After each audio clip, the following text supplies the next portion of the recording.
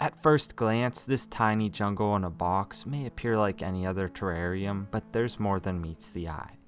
Terrariums regulate themselves through processes like evaporation and condensation. While these weather-like patterns are interesting, I was curious if I could make a terrarium with a dynamic, built-in weather system featuring rain and more. I've made many experimental terrariums over the years, including one that rained, so I already had some experience with this concept. However, that one was a prototype with a constant downpour of rain, the opposite of what I have in mind for this one. To work as intended, my container selection had to be on point. I had hoped to use this old nano aquarium to save time. It looked promising until I saw how much space the pump would occupy. I didn't have anything else that could work, so like usual, my best option was to build something from scratch. Luckily, I had a few unused aquarium lids that were perfect for the job.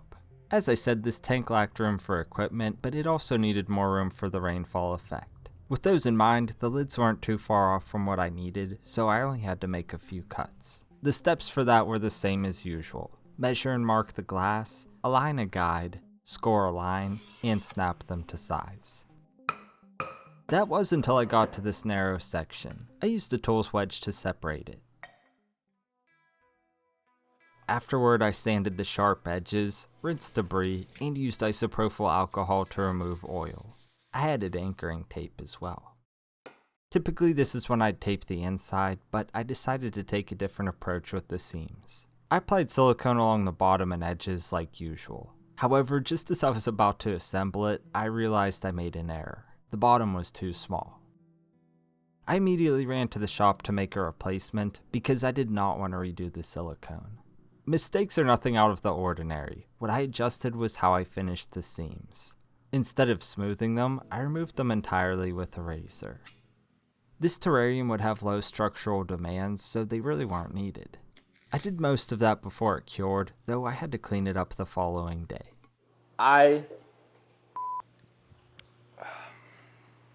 Tone was just crawling around the animal room and he wanted to see how this turned out. I think it turned out pretty well. I'm not sure what he thinks, but we're just going to have to move forward with the project. I'm glad I went the custom route, even though I was avoiding it at first. The extra space and height were well worth the effort. The challenge I faced now was creating a drip plate for the rain. I knew which light I wanted to use, but I didn't want to block it with the plate. To stop that from happening, I either had to shape the plate like a U around the light, or use something transparent. I chose the latter, specifically corrugated polycarbonate. It's easy to work with, and I thought the voids within it could help spread the water as they fill. The only caveat is that cutting parallel to them leaves ridges behind. I usually shave them off. Conversely, cutting perpendicular can be done with a simple score and snap. To avoid making a bunch of seams, I cut through a single layer of the material to create a little tray. That was great for the sides, but inevitably, I had to cut strips for the front and back. I decided to assemble them with waterproof seam tape. After cutting it into strips, I secured the outside corners for stability, followed by the internal seams to waterproof the edges. I covered this with tape to mark a boundary. Then drilling from the center out, I created a rough staggered pattern. Certainly not the best looking solution, but it didn't need to be. That wouldn't matter either way if it didn't work, so I gave it a test run.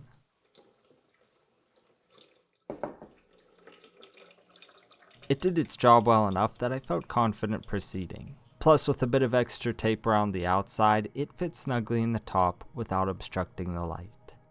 The other major component for this to function as intended was a divider, which I made from expanded PVC board.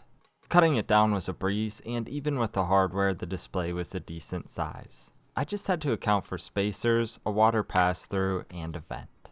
These new openings were essential, but they needed barriers. I covered the vent with coarse screen and the pass-through with fine screen, sandwiching them between smaller boards with superglue. Then I secured the spacers. These ensured the distance from the back remained consistent and doubled as mounting points for seam tape. At this point, it was nearly ready to go. I just had to modify the pump because I wanted it to feed through an air line. To make that work, I had to reduce the opening with a different tube. In place, I lined it with the tray to mark for and create an opening.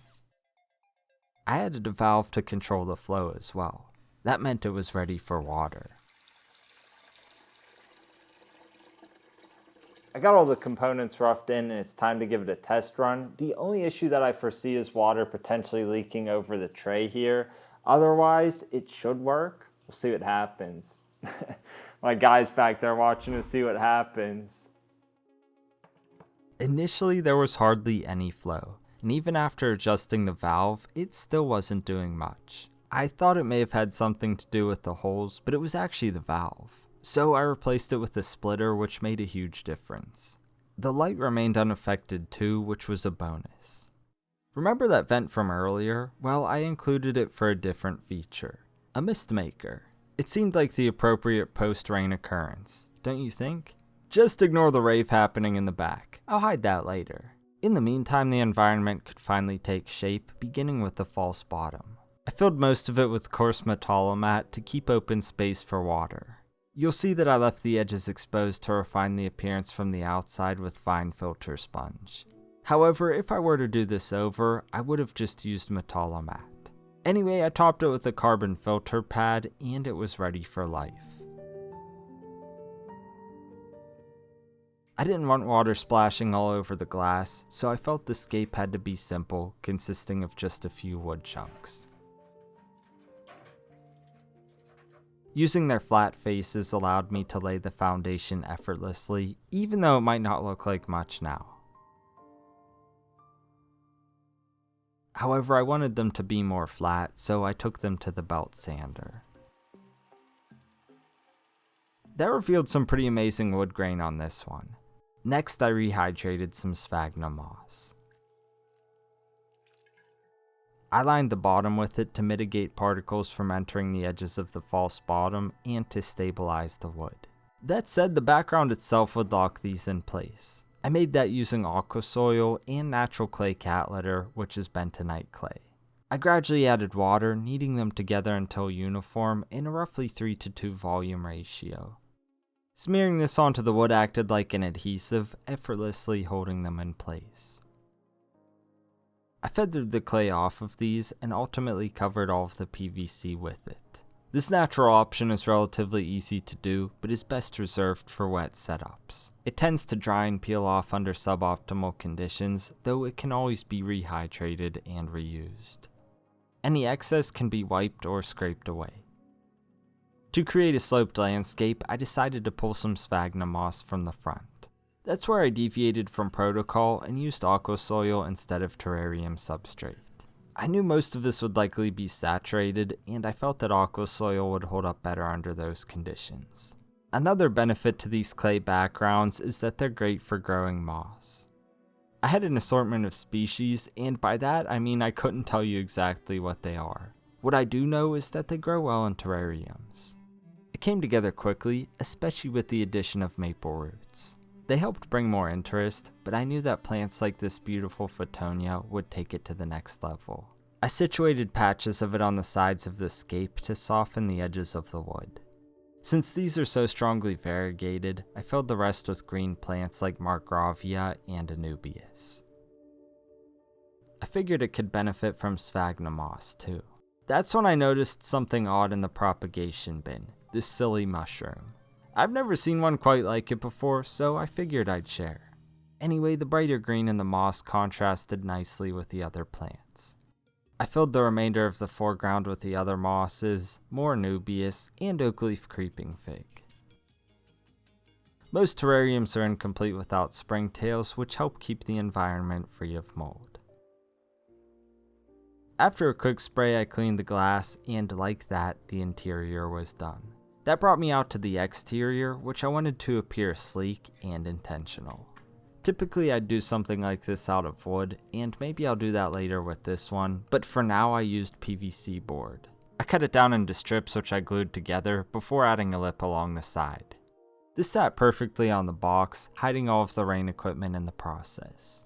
Before I could leave it there for good, I had to create holes for the cords, which I locked to the back with cable clips. Repeating those steps, I created a frame for the bottom. I also made side coverings. However, I had to remove a section on the right side to secure the lights bracket with mounting tape. Then I completed the lid with mitered pieces and ventilation holes. Typically I wouldn't add them for something like this, but I did here because of the moisture levels. Finally, I added a piece of thin plexiglass under the lip.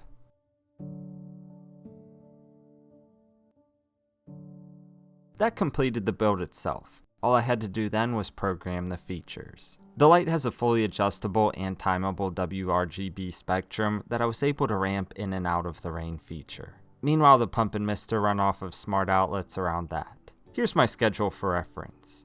Altogether, that resulted in a terrarium with its own weather system. At any given time, the lights look like this. However, as the storm rolls through, they become subdued and blue until the rain falls. Slowly, the lights return to normal until the rain stops and the mist rolls in. That happens automatically over about the span of an hour, but I programmed a sped up version so you can view the cycle in its entirety.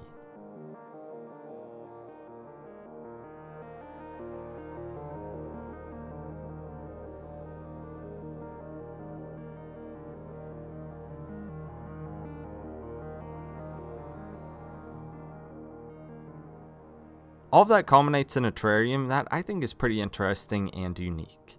I had a lot of fun creating it, but it's not the first time I've made an experimental terrarium. If you enjoyed this, you'll also like the time I made a set of modular moss cubes and when I made a terrarium to filter a nano fish tank.